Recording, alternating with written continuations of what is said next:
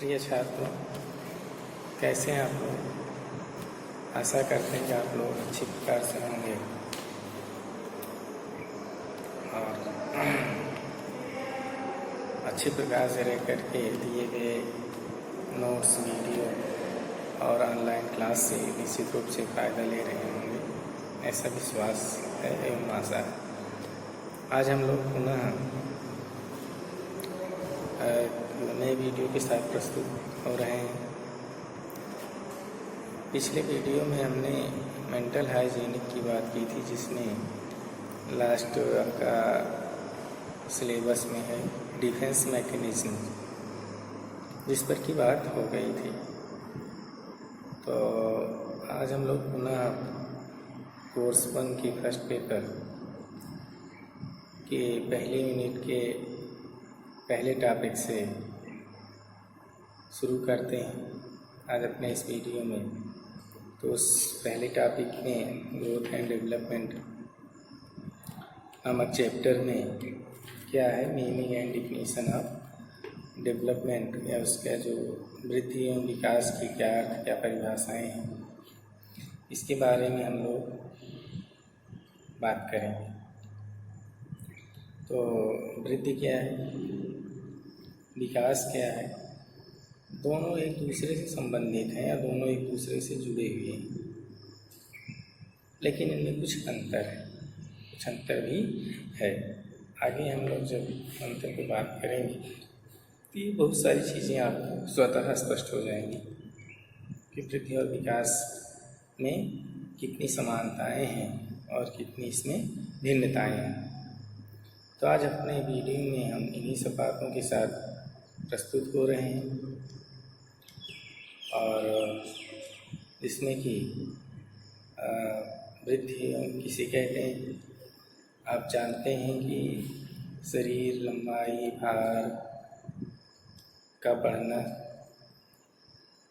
का आगे विकास होना, व्यक्ति का परिपक्वता की ओर आगे बढ़ना, जैसे जैसे उसकी आयु बढ़ती है उसका भार बढ़ता है, लंबाई बढ़ती है, मानसिक क्षमताएँ बढ़ती हैं, हड्डियों की संख्या में परिवर्तन होता है, कोशिकाओं मजबूत होती हैं, कोशिकाओं में वृद्धि होती है, कुछ हमारे हार्मोन्स हैं उनमें विकास होता है।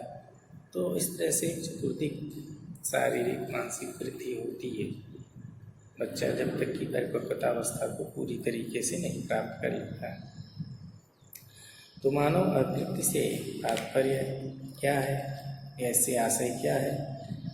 मानव शरीर के जो अंग हैं उसके आकार, भार, कार्य शक्तियों में होने वाली वृद्धि से है, और उसके शारीरिक अंगों में बाह्य एवं आंतरिक, कुछ अंग तो ऐसे होते हैं जो हमें बाहर से ही दिखाई देते हैं, कुछ हैं आंतरिक होते हैं उनको हम नहीं देख सकते हैं। तो बाह्य एवं आंतरिक सभी प्रकार के अंगों में वृद्धि होती है, और बाह्य अंगों के साथ साथ हाथ, पैर, पेट आदि अंग आते हैं, और आंतरिक अंगों में विभिन्न पाचन तंत्र, कंकाल तंत्र, श्वसन आदि एवं मस्तिष्क आते हैं।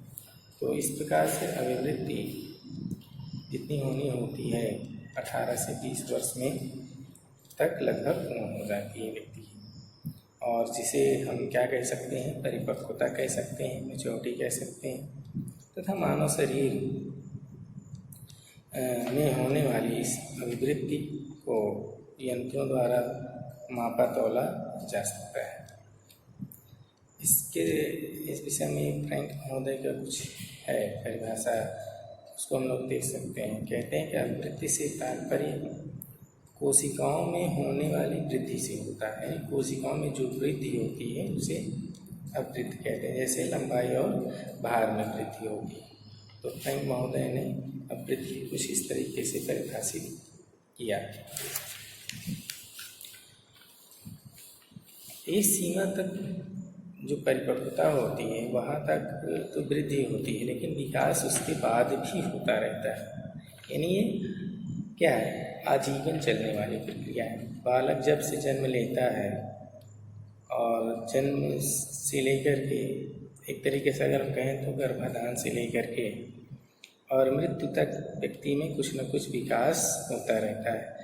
भले विकास चाहे सकारात्मक रूप में हो या नकारात्मक रूप में हो, लेकिन शरीर में कुछ न कुछ परिवर्तन होता रहता है। व्यक्ति जब आगे बढ़ता है, धीरे धीरे बालक होता है, बाल्यावस्था में होता है, शैशवावस्था में, किशोरावस्था में, तो यहाँ पे उसमें सकारात्मक वृद्धि होती है, उसके अंगों का विकास होता है और उसके अंगों में ह्रास बहुत ही कम होता है। लेकिन जैसे जैसे परिपक्वता अवस्था के पश्चात व्यक्ति 50 साल, 55 साल, 60 साल का हो जाता है, तो उसमें फिर इसके बाद क्या होता है, उसके अंगों का ह्रास, पतन, अंगों में विकार की संख्या बढ़ जाती है और विकास अगर हम कहें तो ये सकारात्मक रूप में बहुत ही कम या लगभग नहीं होता है। तो इस तरीके से उनमें हमेशा कुछ न कुछ विकास होता रहता है। तो विकास क्या है कि अनवरत चलने वाली प्रक्रिया, जबकि अभिवृद्धि परिपक्वता अवस्था तक ही व्यक्ति की होती है। तो यहाँ पे अभिवृद्धि में विकास, तो मानव अभिवृद्धि से अगर हम देखें तो आशय है कि बाह्य एवं आंतरिक अंगों के आकार, भार, कार्य क्षमता में होने वाली वृद्धि से होता है और जो गर्भ से लेकर के परिपक्वता अवस्था तक चलती रहती है, ये अभिवृद्धि है।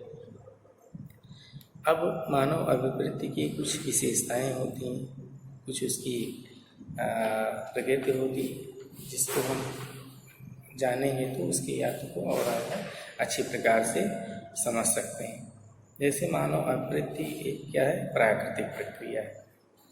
कैसी है? प्राकृतिक प्रक्रिया है, इसमें कोई कुछ नहीं कर सकता, बल्कि प्रकृति के अनुसार व्यक्ति आगे बढ़ता है। कृत्रिम नहीं, बल्कि कैसी है? प्राकृतिक प्रक्रिया है। मानव अभिवृद्धि की प्रक्रिया गर्भावस्था से किशोरावस्था तक, यानी जो 17-18 साल का हो जाता है तब तक चलती रहती है।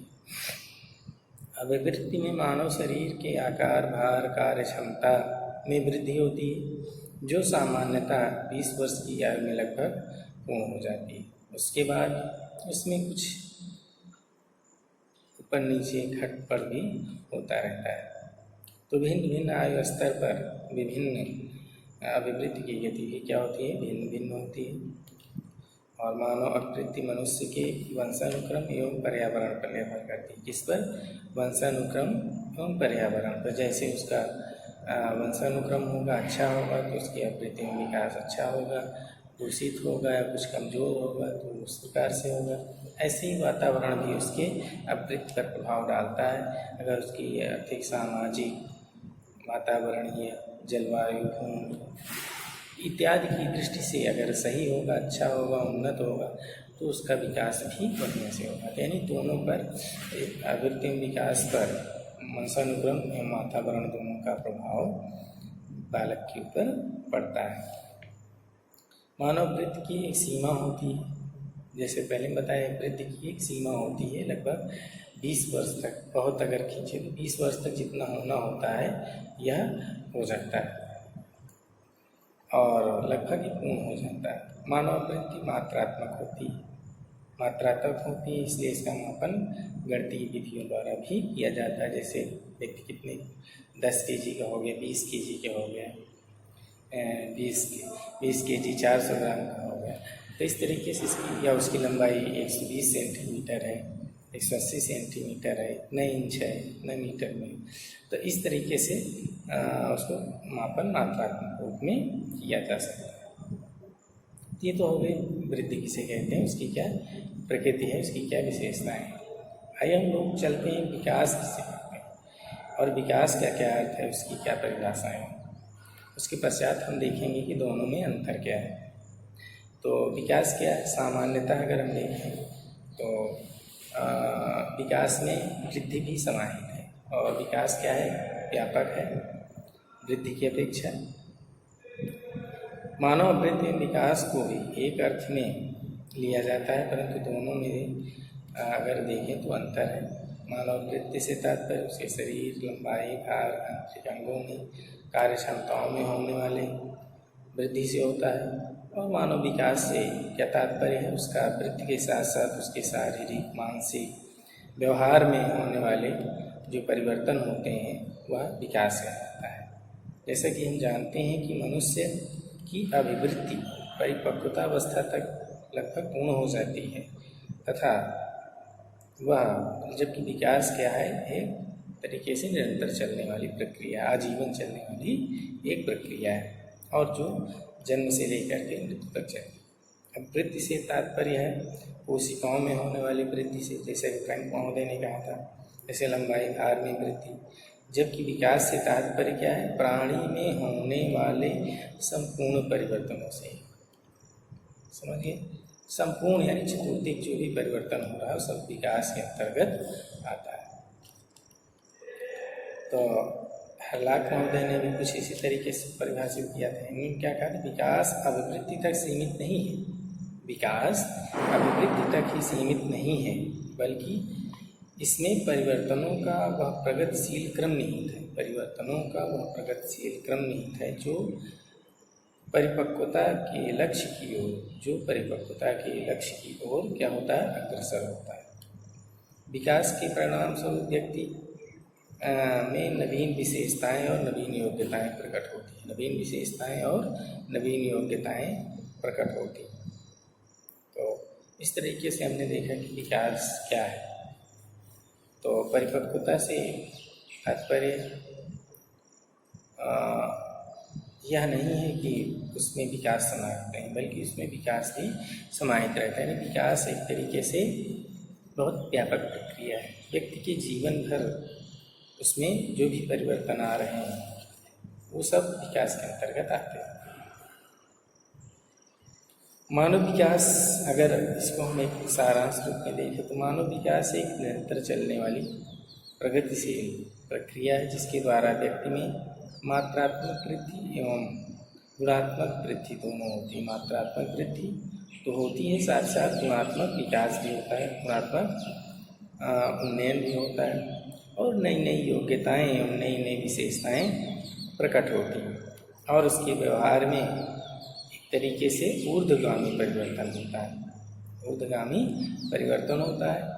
और बाद की अवस्थाओं में, यानी जब व्यक्ति वृद्धावस्था में होता है तो उसमें अधोगामी विकास भी होता है, यानी जो भी उसकी आँख, नाक, कान, शरीर के अंग, हड्डियाँ, धीरे धीरे इसका क्षरण होता जाता है, और व्यक्ति की वैसी स्थिति हो जाती है जैसा कि बालक जन्म लेता है। एक समय ऐसा आ जाता है कि व्यक्ति एकदम निस्सहाय प्राणी हो जाता है, चलने फिरने, उठने बैठने, अपने दैनिक कार्यों को करने में भी वह असमर्थ हो जाता है, और वह एक तरीके से पूरे तरह से दूसरे पर निर्भर हो जाता है। तो बाद के समय में उसमें अधोगामी परिवर्तन भी होते हैं, और परिपक्वता अवस्था तक उसमें ऊर्ध्वगामी परिवर्तन होते हैं, और जैसे जैसे एक उच्चतम स्तर पर पहुँच के फिर उसमें धीरे धीरे धीरे धीरे धीरे धीरे अधोगामी परिवर्तन भी होता है। तो इसकी भी कुछ विशेषताएँ क्या हैं, इसकी प्रकृति एवं विशेषताएँ, इसके बारे में हम लोग जानें। मानव विकास एक प्राकृतिक एवं सामाजिक प्रक्रिया है। मानव विकास क्या है, सामाजिक एवं प्राकृतिक प्रक्रिया। प्राकृतिक के साथ साथ में सामाजिक भी प्रक्रिया है, क्योंकि इसमें व्यवहार में परिवर्तन होता है, व्यक्ति के, बालक के व्यवहार में भी इसमें विकास में परिवर्तन होता है। मानव विकास की प्रक्रिया जीवन भर चलती है। मानव विकास प्रक्रिया क्या है, यह जीवन भर चलती है। ऐसा नहीं है कि एक समय तक चल करके उसके बाद रुक जाती है। उसमें हाँ, यह जरूर है कि उसमें कभी तीव्रता आ जाती है, कभी मंदता आ जाती है, कभी आगे ऊर्ध्वगामी विकास होता है तो कभी अधोगामी विकास होता है, लेकिन उसमें रुकावट नहीं होती। मानव विकास में मात्रात्मक वृद्धि व गुणात्मक उन्नयन दोनों होते हैं। इसमें मात्रात्मक एवं गुणात्मक दोनों बातें आती हैं, जबकि वृद्धि में सिर्फ मात्रात्मक बातें ही आती हैं। और मानव विकास का एक विशेष क्रम होता है, मानव विकास का एक विशेष क्रम होता है, और भिन्न भिन्न आयु पर, भिन्न भिन्न आयु स्तर पर विकास की गति क्या होती है, भिन्न भिन्न होती है, अलग अलग होती है। तो मानव विकास वंशानुक्रम एवं पर्यावरण पर निर्भर करता है। मानव विकास किस पर निर्भर करता है, वंशानुक्रम एवं पर्यावरण पर निर्भर करता है, और पर्यावरणीय कारकों में सबसे अधिक भूमिका किसकी होती है, शिक्षा की होती है। तो मानव विकास की कोई सीमा नहीं है, कोई सीमा इसकी नहीं होती, जबकि अभिवृद्धि की एक सीमा होती है। मात्रात्मक अभिवृद्धि का मापन गणितीय विधियों से किया जाता है, परंतु गुणात्मक विकास या गुणात्मक उन्नयन या गुणात्मक वृद्धि को गणितीय विधियों से मापा नहीं जा सकता, बल्कि उसको अनुभव किया जा सकता है, अवलोकन के द्वारा महसूस किया जा सकता है। तो रही बात वृद्धि क्या है, विकास क्या है, इसकी क्या प्रकृति होती है, क्या विशेषताएं होती हैं। वीडियो तो इस तरीके से वृद्धि और विकास दोनों में कुछ अंतर भी हैं, जिसको हम लोग इसी साथ में देख लेते हैं कि वृद्धि और विकास में क्या अंतर है। तो मानव अभिवृद्धि क्या है? मानव अभिवृद्धि से तात्पर्य है मनुष्य के आकार, लंबाई, चौड़ाई एवं भार में वृद्धि, है ना। मानव अभिवृद्धि से तात्पर्य है मनुष्य के आकार, लंबाई, चौड़ाई और भार में होने वाली अभिवृद्धि से।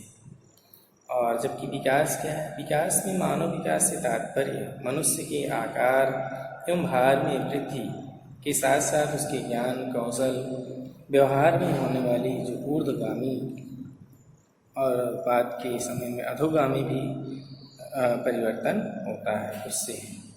मानव अभिवृद्धि केवल शारीरिक अंगों और कार्य क्षमताओं के होने तक ही सीमित होती है, जबकि विकास का क्षेत्र क्या है? बहुत व्यापक होता है। जैसा कि हमने पहले बताया, यह बहुत ही व्यापक होता है। उसमें शारीरिक वृद्धि के साथ साथ मानसिक क्रियाओं में परिवर्तन, भाषा के ज्ञान में वृद्धि, संवेग में वृद्धि, सामाजिक एवं चारित्रिक विकास आदि सभी कुछ इसमें सम्मिलित होता है। मानव अभिवृद्धि एक प्राकृतिक प्रक्रिया है। मानव अभिवृद्धि क्या है? प्राकृतिक प्रक्रिया है। और मानव विकास में प्राकृतिक के साथ साथ सामाजिक प्रक्रिया भी आती है। मानव वृद्धि में गर्भावस्था से लेकर के परिपक्वतावस्था तक चलती है, जो कि मानव विकास की प्रक्रिया जन्म से प्रारंभ होती है और यह मृत्यु तक, यानी जब तक व्यक्ति अंतिम सांस लेता है तब तक चलती रहती है। मानव अभिवृद्धि एक सीमा तक होती है।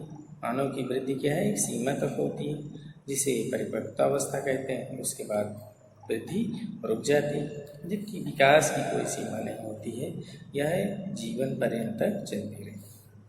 मानव अभिवृद्धि केवल मात्रात्मक होती है। मानव अभिवृद्धि क्या है? मात्रात्मक होती है। इसका मापन यंत्रों द्वारा किया जा सकता है। मानव विकास की, जबकि मानव विकास मात्रात्मक के साथ साथ गुणात्मक भी होता है। उसमें मात्रात्मक पक्ष का मापन यंत्रों से किया जाता है, परंतु उसके गुणात्मक पक्ष का मापन करने के लिए विशेष विधियों एवं युक्तियों का प्रयोग करना पड़ता है। विशेष युक्तियों एवं विधियों का प्रयोग बालक को करना पड़ता है। मानव विकास के सिद्धांत, अब तो ये दोनों में अंतर हो गया कि लगभग प्रमुख जो बातें थी हमने बता ही दिया कि इसमें क्या अंतर है। और अब आता है मानव विकास के सिद्धांत या उसके प्रिंसिपल नियम कौन कौन से, उसको हम लोग समझ लेते हैं। अभी तक हमने क्या देखा? वृद्धि किसे कहते हैं, वृद्धि की क्या विशेषताएं प्रकृति होती हैं, विकास किसे कहते हैं, विकास की क्या प्रकृति और विशेषताएं होती हैं। अब हम लोग आते हैं मानव विकास के सिद्धांत। मानव विकास के सिद्धांत क्या क्या? तो मानव विकास के कुछ सामान्य सिद्धांत हैं जिसको हम लोग देखते हैं। इस पर वृद्धि और विकास की प्रक्रिया चलती है। तो सामान्यतः कुछ प्रमुख बातें हैं जिस पर हम लोग अभी चर्चा करेंगे। निरंतर विकास का सिद्धांत, पहला क्या है? निरंतर विकास का सिद्धांत। ये क्या कहता है? वही चीज़ें निरंतरता होती है, कंटिन्यूटी होती है वृद्धि एवं विकास में। तो मनोवैज्ञानिक अध्ययन से या मनोवैज्ञानिक बातों से यह तथ्य स्पष्ट हो चुका है कि मानव विकास एवं वृद्धि एक सतत चलने वाली प्रक्रिया है और यह जन्म से प्रारंभ हो जाती है और मृत्यु तक चलती रहती है। और उसमें कोई भी आकस्मिक ढंग से नहीं होता है। उसमें ऐसा नहीं कि आकस्मिक ढंग से हो गया, निश्चित उसका क्रम है, एक निश्चित उसका चरण है और उस निश्चित क्रम के अनुसार ही व्यक्ति की अभिवृद्धि एवं विकास होता है। स्किनर के अनुसार क्या कहते हैं? इनके अनुसार इस पर कहना था कि विकास का सिद्धांत केवल इस तथ्य पर बल देता है कि व्यक्ति में कोई आकस्मिक परिवर्तन नहीं होता है। जैसे कि मनुष्य की शारीरिक अभिवृद्धि को लीजिए, आयु बढ़ने के साथ साथ उसमें धीरे धीरे आयु भी बढ़ती है, एकदम से नहीं बढ़ती है, धीरे धीरे बढ़ती है। और परिपक्वता प्राप्त होने के बाद उसकी अभिवृद्धि क्या हो जाती है, रुक जाती है। जैसे वह परिपक्वता प्राप्त कर लेता है वैसे उसकी अभिवृद्धि क्या हो जाती है, रुक जाती है। और जहाँ तक कि उसकी मनोशारीरिक क्रियाओं की बात है, तो उनमें निरंतर परिवर्तन होता रहता है। तो इन परिवर्तनों के प्रगतिशील ऊर्ध्वगामी परिवर्तनों और बाद के समय में अधोगामी परिवर्तनों को विकास कहा जाता है। और यह एकदम से नहीं होता, बल्कि इसकी कुछ निश्चितता होती है, कुछ निश्चित क्रम होते हैं। उसी निश्चित क्रम में उसी निश्चित चरण में यह होता रहता है। और व्यक्ति नए नए जैसे जैसे अनुभव प्राप्त करते हैं वैसे वैसे नई प्रक्रियाएं होने लगती हैं, उनमें विकास होता रहता है। सामान्य प्रतिमान का सिद्धांत। सामान्य प्रतिमान का सिद्धांत क्या है? सामान्य प्रतिमान का सिद्धांत यह बताता है कि प्रत्येक जाति की, चाहे मानव हो, चाहे पशु हो, चाहे पक्षी हो, चाहे अन्य कोई जीव जंतु हो, वो अपनी जाति के अनुरूप ही विकास एवं वृद्धि करते हैं और उसका अनुसरण करते हैं। इससे स्पष्ट है कि मानव का विकास एक निश्चित प्रतिमान के अनुसार होता है। मानव को ही ले लीजिए, तो मानव विश्व में कहीं भी जन्म लिया हो, लेकिन उसका जो विकास है, वृद्धि है, उसका जो क्रम है, उसमें समानता देखी जाएगी। ऐसा नहीं कोई बालक अगर भारत में जन्म लिया है तो पहले जन्म लेगा, फिर बैठेगा, फिर खड़ा होना सीखेगा, और जो अमेरिका में जन्म लिया है तो सीधे खड़ा हो जाएगा, ऐसा नहीं है। यानी उसमें समानताएं हैं और समानता के अनुरूप ही चाहे कहीं भी मानव जन्म ले, उसका विकास एवं वृद्धि उसी अनुरूप होता है। ऐसे किसी भी जीव जंतु भी हैं, उनके में भी क्रम में समानताएं पाई जाती हैं। तो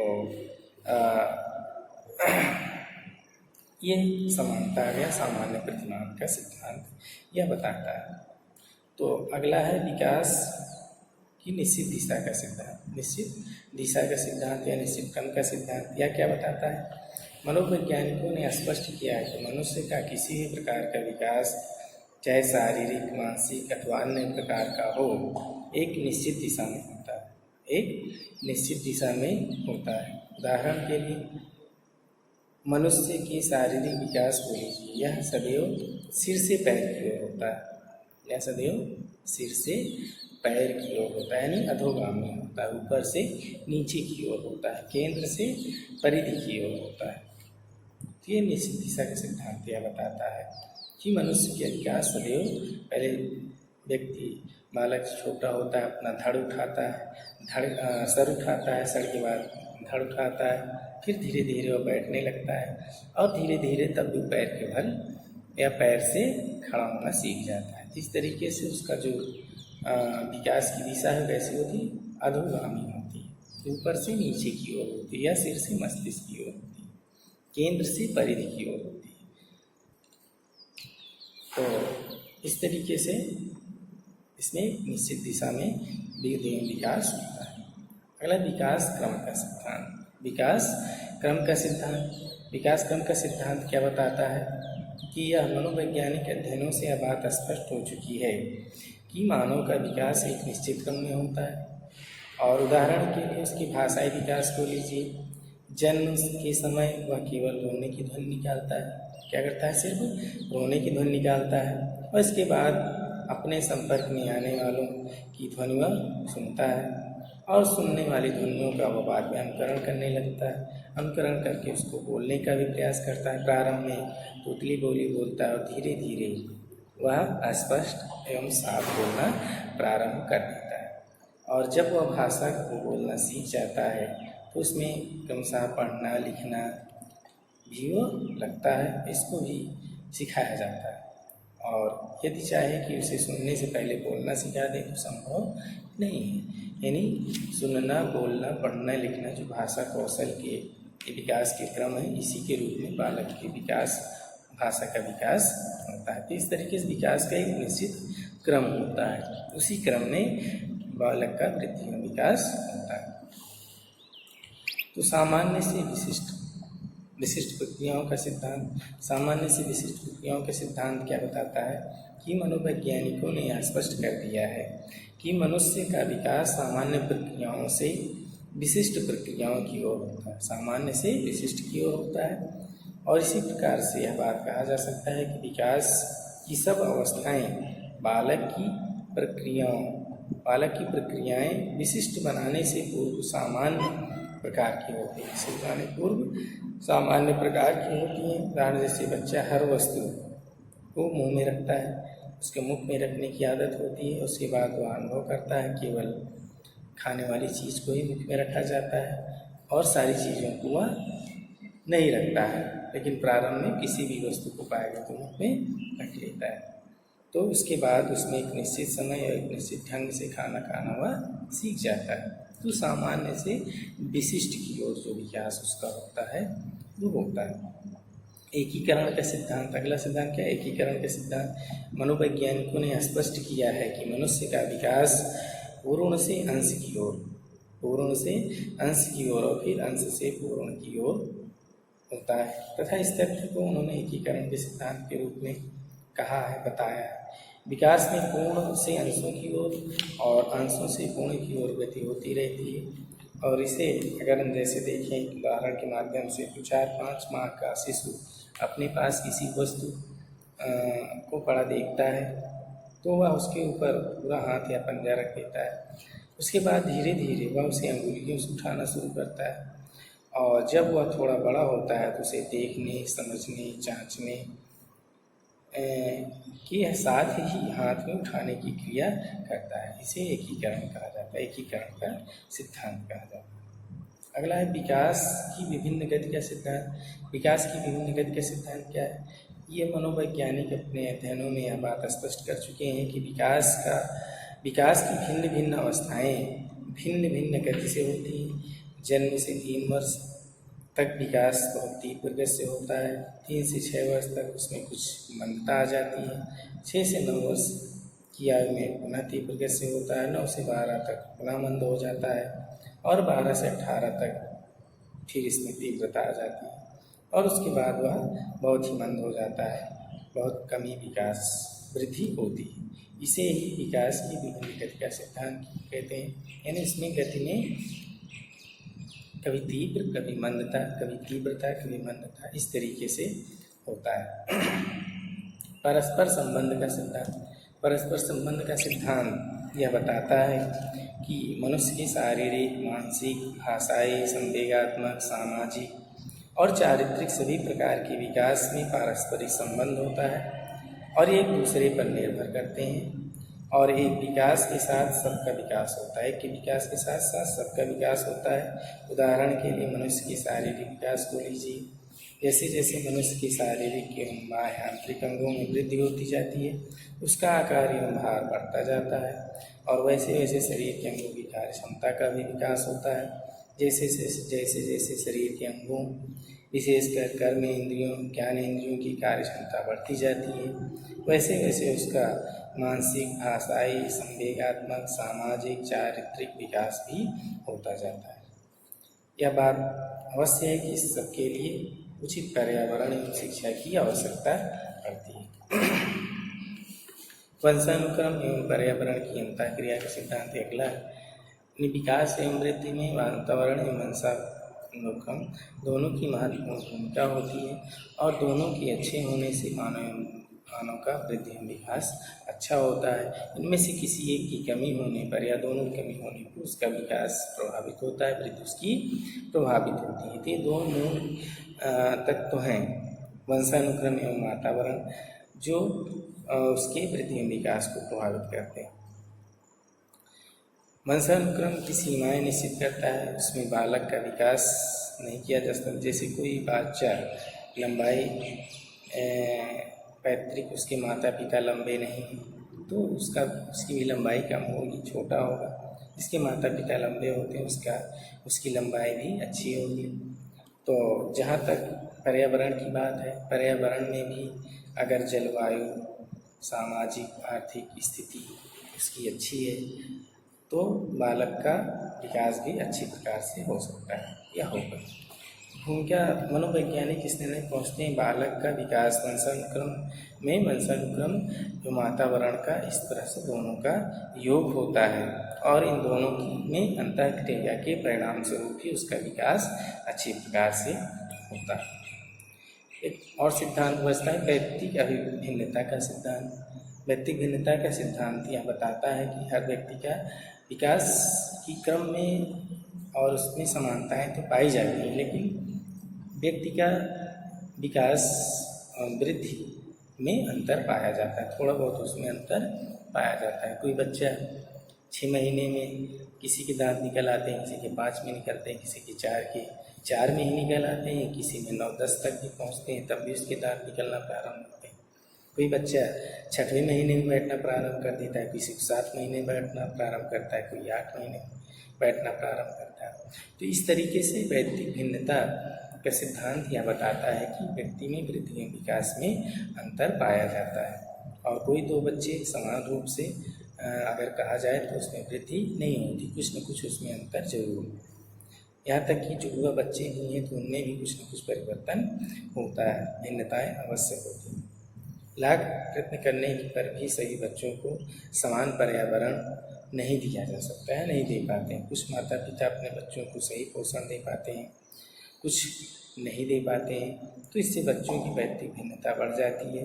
और मनोवैज्ञानिकों ने भी यह बात स्पष्ट कर दी है, सिद्ध कर दी है कि बच्चे अपनी वंश परंपरा से प्राप्त गुणों और अर्जित क्षमताओं के अनुसार ही विकास करते हैं। लंबाई में जीन्स प्राप्त बच्चों की लंबाई तेज़ी से बढ़ती है और वह परिपक्वता में जाकर के लंबे हो जाते हैं। इसके विपरीत लंबाई के जीन्स से वंचित बच्चों की लंबाई क्या होती है, मंद गति से बढ़ती है और परिपक्वता प्राप्त होने पर वे छोटे कद के ही रहते हैं। इसी प्रकार से निम्न बुद्धि के बालक का मानसिक, भाषाई, संवेगात्मक और चारित्रिक विकास मंद गति से होता है एवं उच्च बुद्धि के बच्चों का तीव्र गति से होता है। तो आज हमने अभी अपने इस वीडियो में वृद्धि क्या है, वृद्धि की क्या परिभाषा है, वृद्धि का क्या अर्थ है, उसकी क्या विशेषताएं हैं, क्या प्रकृति है, इसी प्रकार से विकास किसे कहते हैं, विकास का क्या अर्थ है, विकास की क्या विशेषताएं हैं और वृद्धि एवं विकास में क्या अंतर है और वृद्धि एवं विकास के क्या सिद्धांत हैं। इन सब बातों पर हमने प्रमुख रूप से बात की। अब इसके आगे हम लोग अगले वीडियो में पुनः मिलते हैं। तब तक के लिए बहुत बहुत धन्यवाद। आप लोग आशा करते हैं कि ऐसे ही वीडियो को देखते रहिए और अपने ज्ञान में वृद्धि करते रहिए। एक बार पुनः बहुत बहुत धन्यवाद।